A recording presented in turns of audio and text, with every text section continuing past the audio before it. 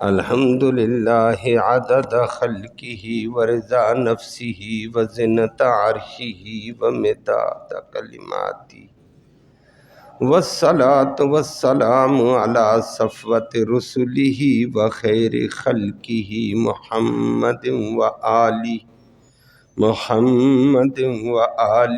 وصحبہ اما بعد فاعوذ باللہ من الشیطان الرجیم بسم اللہ الرحمن الرحیم ان اول بیت وضع للناس للذی ببکۃ مبارکا وہدی للعالمین فیہ آیات بینات مقام ابراہیم ومن دخلہ کان آمنا وَلِلَّهِ عَلَى النَّاسِ حِجُّ الْبَيْتِ مَنِ اسْتَطَاعَ إِلَيْهِ سَبِيلًا وَمَنْ كَفَرَ فَإِنَّ اللَّهَ غَنِيٌّ عَنِ الْعَالَمِينَ صدق اللہ العلی العظیم وبلغنا رسولہ النبی الأمی الکریم۔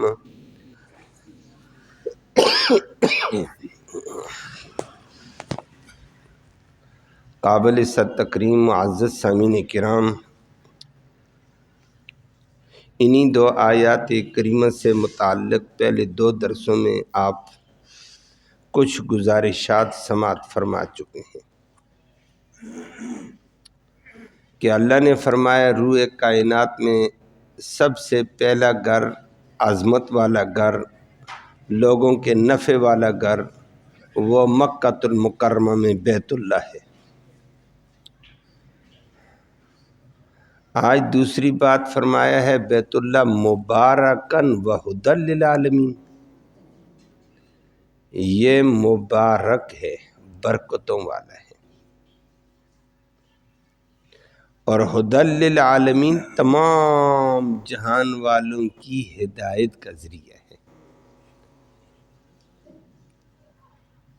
اور دوسری بات بھی ایک دو اور آتی ہے مبارکن کہ بیت اللہ برکتوں والا ہے۔ برکتیں دو قسم کی ہوتی ہیں، ایک مادی برکتیں اور ایک روحانی برکتیں۔ اللہ نے بیت اللہ کے ذریعے انسانوں کو دونوں قسم کی برکتوں سے نوازا ہوا ہے۔ مادی برکت بیت اللہ کی وجہ سے اللہ نے وہاں اتنی واضح رکھی ہوئی ہے، مادی برکت، مادہ دنیا کے اعتبار سے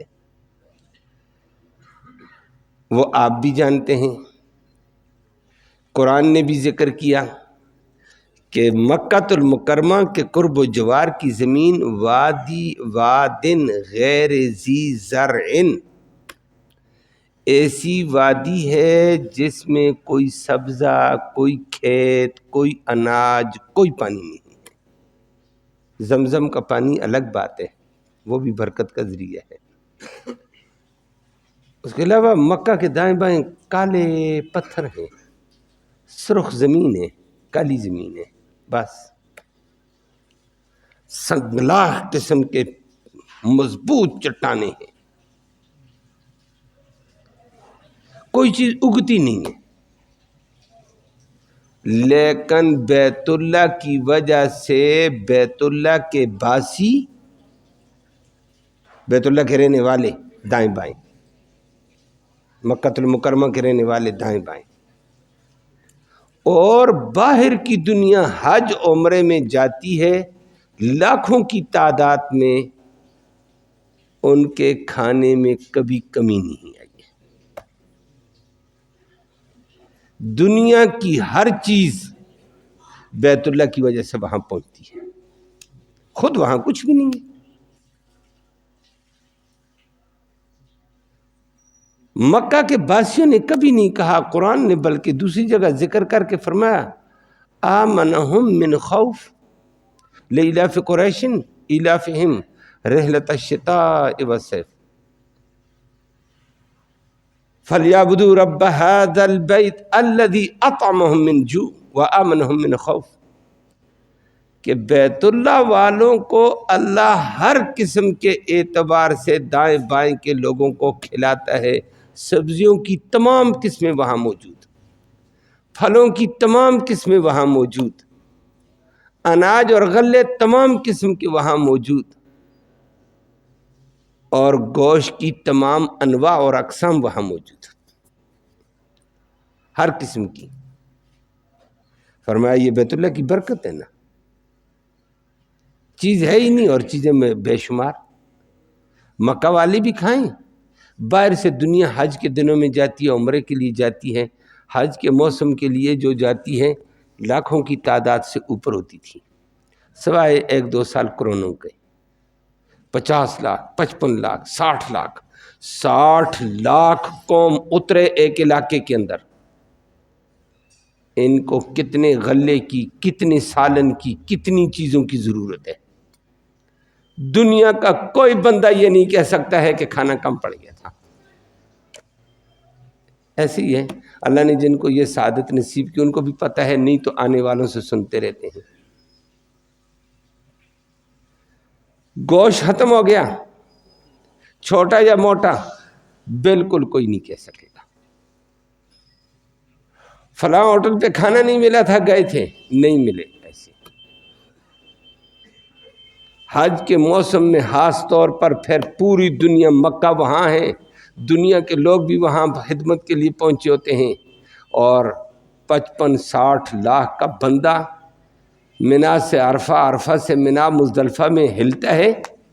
ایک سمندر ہوتا ہے، لیکن بیت اللہ کی وجہ سے ہر بندہ سیر ہو کر کھاتا ہے، سیر ہو کر پیتا ہے، ہر نعمت اس کو میسر ہے. پھل اور غلے وافر نظر آئیں گے، کھانے والے کم نظر آتے ہیں. یہ مبارک ہے. فرمایا لوگو یہ بیت اللہ برکت کا ذریعہ ہے. یہ اطعمہم من جوع، بھوک کے اعتبار سے قریش مکہ کو یہ بیت اللہ کی وجہ سے رب کھلاتا تھا.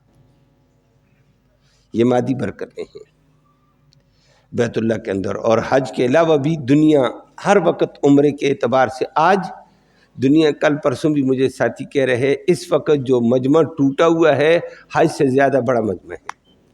بیت اللہ بھرا ہوا ہے. کہنے لگا جی میں نے ٹی وی کھولی، ٹی وی کے اندر توبہ توبہ توبہ، رش دے کر میں نے کہا وہ ذرا کمزور ہے تھوڑا. کہنے لگا میں رش دے کر کہا مجھ جیسا آدمی عمرہ نہیں کر سکتا ہے، ایک اس رش میں چلے گا کیسے؟ واہ سبحان اللہ.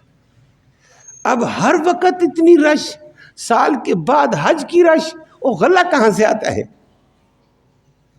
الیہ یجبا الیہ ثمرات کل شیء، دنیا کا پھل اللہ ہر قسم کا وہاں پہنچاتا ہے.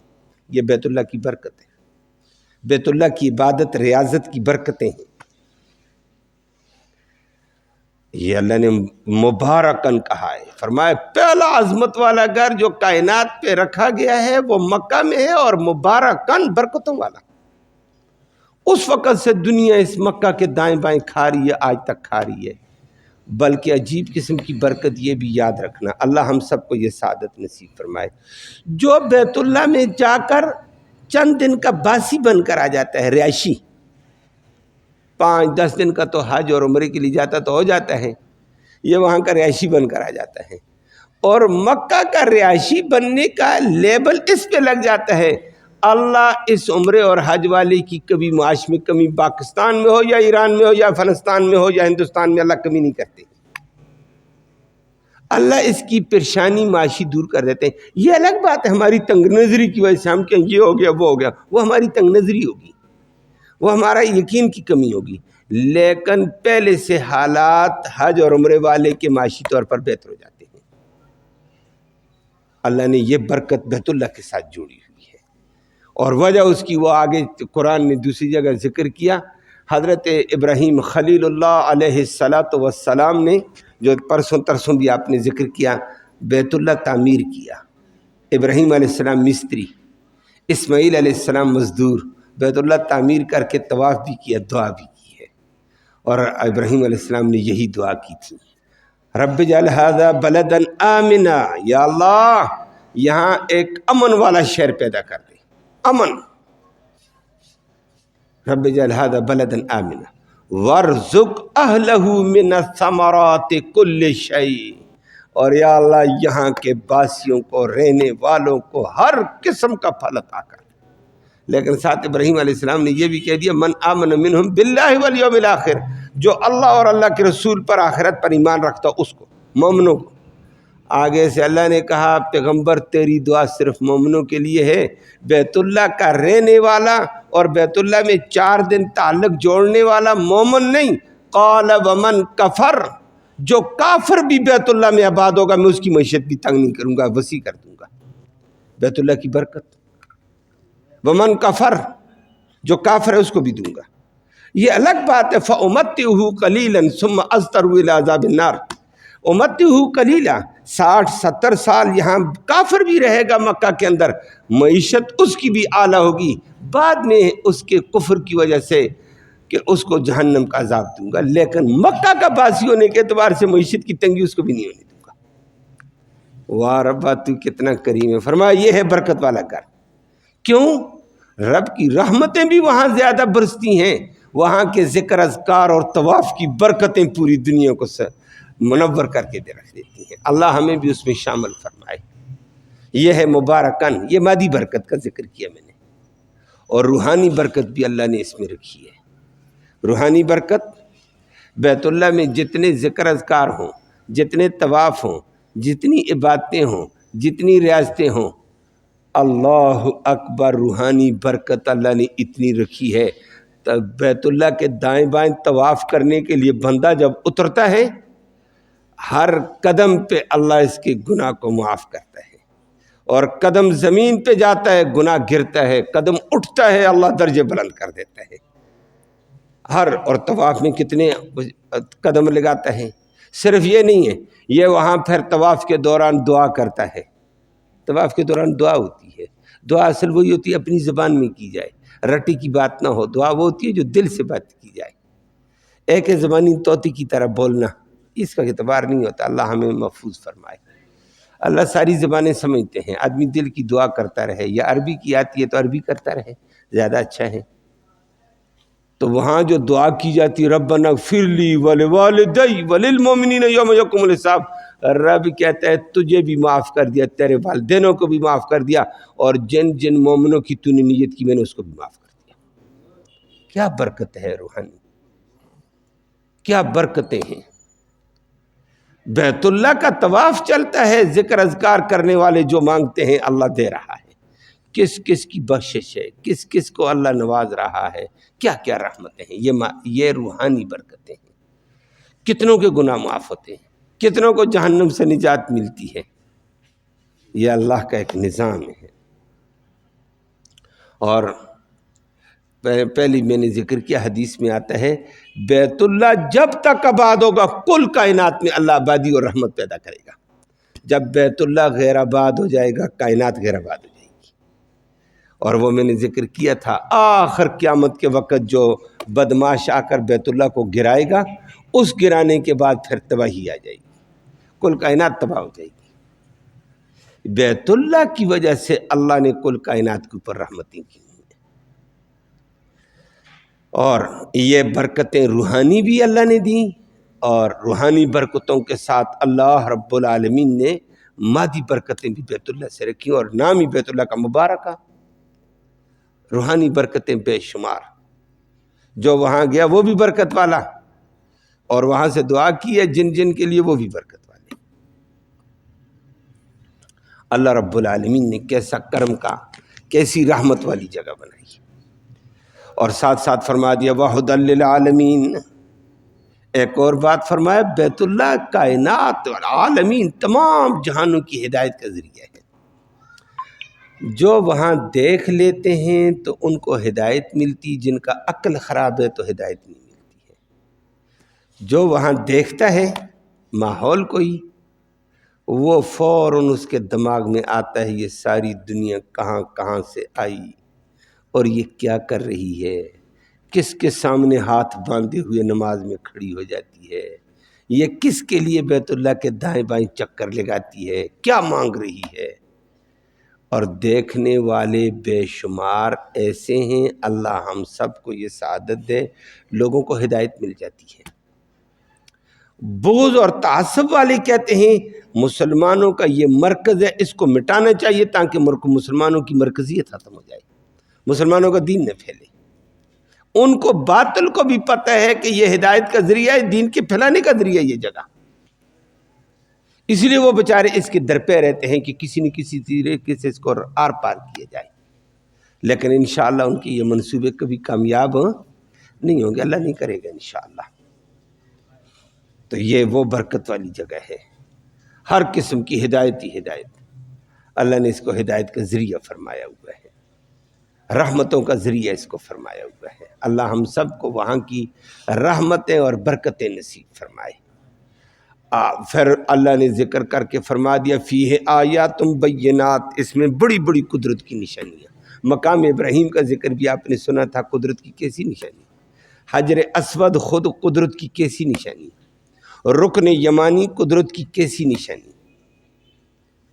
رکن یمانی حجر اسود والا ایک کونا یہ ہے، ایک اس کے پیچھے والے کونے کو رکن یمانی کہا جاتا ہے۔ نبی کریم صلی اللہ علیہ وسلم نے فرمایا حجر اسود والا پتھر کے اوپر بات ہو چکی تھی، اور وہ نبی کریم صلی اللہ علیہ وسلم یہ بھی جنت سے آیا، اور رکن یمانی جو اس کے پیچھے والے کونے میں رکن ہے اس کو رکن یمانی کہہ جاتے ہیں، یہ پتھر بھی جنت سے آیا۔ اللہ کیسی قدرت کی نشانیاں۔ اور حجر اسود نبی کریم صلی اللہ علیہ وسلم نے فرمایا جس وقت جنت سے لائے اذا اوتیت من الجنہ، جب جنت سے لایا گیا تھا کان ابیض من اللبن، دودھ سے زیادہ سفید تھا، چمکتا تھا،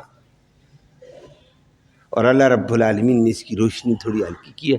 اس کے بعد لوگوں کے گناہوں کی وجہ سے اس کا رنگ بدلا، لیکن کمال قسم کی تاثیر ہے جو آدمی حجر اسود کو بوسہ دے دے، یا بوسہ نہ دے سکے دور سے ہاتھ لگا لے، ہاتھ نہ لگا سکے دور سے اپنا کپڑا لگا لے، کپڑا بھی نہ لگا سکے رش ہے آگے تو وہاں دھکے دینے جائز نہیں، حرام ہے۔ ادھر کسی کو دھکا دو تو جائز نہیں ہے، تو وہاں بیت اللہ میں دھکے جائز ہوں گے؟ بعض جاہل وہاں لوگوں کو دھکے دیتے ہیں، اتنی برکت والی جگہ میں لوگوں کی عزت کا ذریعہ بنتے ہیں۔ بھائی مسجد کے باہر کسی کو دھکا دیا وہ بھی جرم ہے، لیکن مسجد کے اندر ایک آدمی دھکے دے کہتے اوئے کیسا ظالم ہے، مسجد میں بھی یہ کام کرتا ہے، تو مسجد میں یہ کام گناہ بڑا ہو گیا تو بیت اللہ میں اس سے بھی بڑا ہے۔ لیکن وہاں بعض بیچارے جاہل ہیں، اللہ ہم سب کو جہالت سے بچائے، وہاں مرد عورتوں کو دھکے دیتے ہیں، کس کے لیے؟ بوسے کے لیے۔ او خدا کا بندہ بوسہ دیا، پھر بوسہ نہ دے، کہا تھا اوپر سے ہاتھ لگا دے، ہاتھ نہیں لگا سکتا ہے کپڑا اپنا مار دے، لاٹھی ہاتھ میں بوڑھا بابا ہے لاٹھی اپنی لگا دے، اور ہاتھ بھی نہیں لگا، لاٹھی بھی نہیں لگا سکا، کپڑا بھی نہیں مار سکے، 5ویں نمبر پر دور سے چلتے ہوئے تو طواف میں جا رہا تھا، بسم اللہ اللہ اکبر کا حجر اسود کی طرف منہ کرنا جائز نہیں ہے، وجہ اس کی ہے تیرے لیے راستہ چل رہا ہے، پیچھے لوگ آ رہے ہیں، اور کھڑے ہو کر ایسے کرے گا لوگوں کو تکلیف ہوگی، چلتا جا بسم اللہ اللہ اکبر، حجر اسود کی طرف کیا ایسے ہاتھ کر کے، واپس ان ہاتھوں کو چوم، فرمایا ان سارے بندوں کو حجر اسود ان کے گناہ کو کھینچ لیتا ہے، ان سے سب کے گناہ کھینچ لیتا ہے، جو استعلام کرتا ہے اس کے گناہ بھی کھینچے جاتے ہیں، جس نے ہاتھ لگایا اس کے گناہ بھی کھینچے گئے، جس نے بوسہ دیا اس کے گناہ بھی کھینچے گئے۔ تو لڑنے بڑنے کی وہاں کیا ضرورت ہے؟ خدا کا بندہ بوسے کا موقع مل گیا تو ٹھیک ہے، نہیں دور سے استعلام کر، بسم اللہ اللہ اکبر، واپس ہاتھ دوں۔ اور نبی کریم صلی اللہ علیہ وسلم جیسے عظیم انسان، وگرنہ نبی تو عمرے کے دوران رش بھی اتنی نہیں تھی، اب تو عوام زیادہ لاکھوں کی تعداد میں، اس وقت ہزاروں کی تعداد میں تھی۔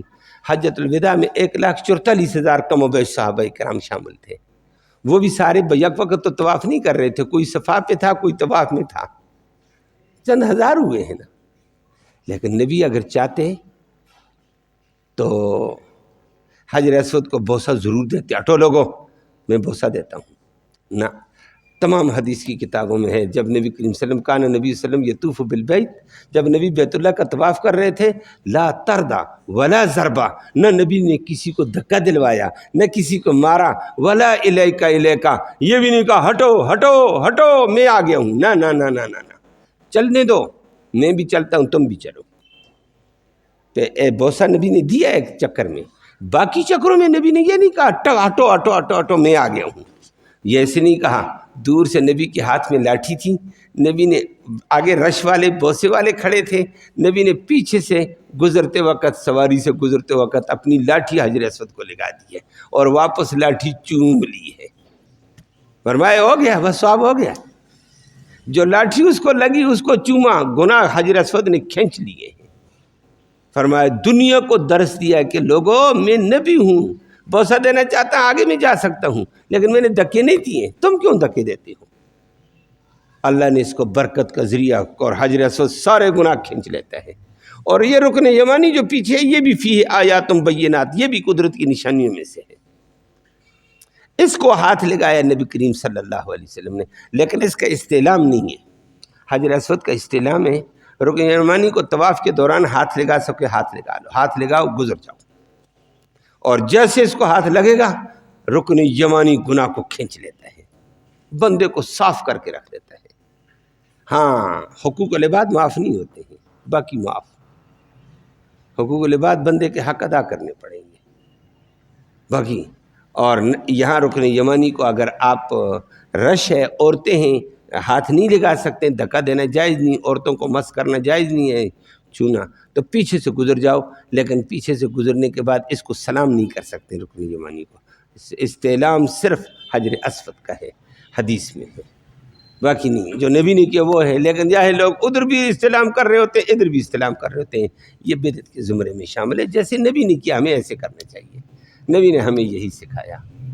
تو مقام ابراہیم برکت والا جنت سے، رکن یمانی جنت سے، حجر اسود جنت سے، اللہ نے کیا کیا قدرت کے نشانے رکھے، اور اسی حجر اسود کے سامنے زمزم کا چشمہ خود اللہ کی قدرت کی بہت بڑی نشانی، اور زمزم اپنی نوعیت کی الگ نشانی، اللہ کی قدرتیں ہیں۔ فرمایا فیہ آیات بینات، اس بیت اللہ میں قدرت کی بے شمار نشانیاں ہیں، واضح نشانیاں۔ زمزم بہت بڑی نشانی کہ اللہ نے چشمہ ایسا جاری کیا، جاری تو جاری ہے، دنیا پیے ختم ہونے والا نہیں ہے، استعمال کرو، کوئی وضو کے لیے بھی استعمال کر لیتا ہے، برکت کے لیے اپنے سر سے بھی ڈال دیتا ہے، پورے دو اوپر سے ڈال دیتا ہے، ڈالو جتنا ڈالو، پیو جتنا پیو، لاکھوں کی دنیا پی رہی ہے، ختم ہونے والا نہیں۔ اور پھر ہے کتنی بڑی قدرت کی نشانی، وہی زمزم، وہ اللہ کے نبی صلی اللہ علیہ وسلم نے فرمایا کہ محبت کی نگاہ سے، عقیدت کی نگاہ سے زمزم کو دیکھا، فرمایا النظر الی ماء زمزم تخط الخطایا، گناہ ساروں کو زمزم گرا دیتا ہے، دیکھنے سے، پتہ نہیں پینے سے، شفائی شفا۔ کیا قدرت کی نشانیاں اللہ نے اس بیت اللہ میں رکھی ہیں۔ اللہ ہمیں ان نشانیوں سے مستفید ہونے کی توفیق نصیب فرمائے۔ فرمایا یہ بیت اللہ جس کے بارے میں باتیں کرتے ہیں، اصل تو یہودیوں نے اعتراض کیا تھا نبی کریم صلی اللہ علیہ وسلم پر، اللہ نے اس کے جواب میں یہ ارشاد فرمایا، پھر آخر میں فرما دیا ومن دخلہ کان آمنا، بیت اللہ اور مکہ کا وہ شہر ہے، بیت اللہ کے دائیں بائیں مکہ، حرم جس کو حرم کہتے ہیں، بڑی دور تک پھیلا ہوا ہے، مدینہ سے آتے ہوئے ذوالحلیفہ، عراق سے جاتے ہوئے ذات العرق، یمن سے آتے ہوئے یلملم سے آگے، شام سے آتے ہوئے جحفہ سے آگے، ایک بہت بڑا علاقہ ہے یہ۔ پیدل بندہ جائے تو نہیں کراس کر سکتا ہے، سواری پہ بھی جائے تو پتہ لگتا ہے ذوالحلیفہ مکہ سے 500 کلومیٹر کے بعد آتا ہے، مدینہ کے قریب ہے۔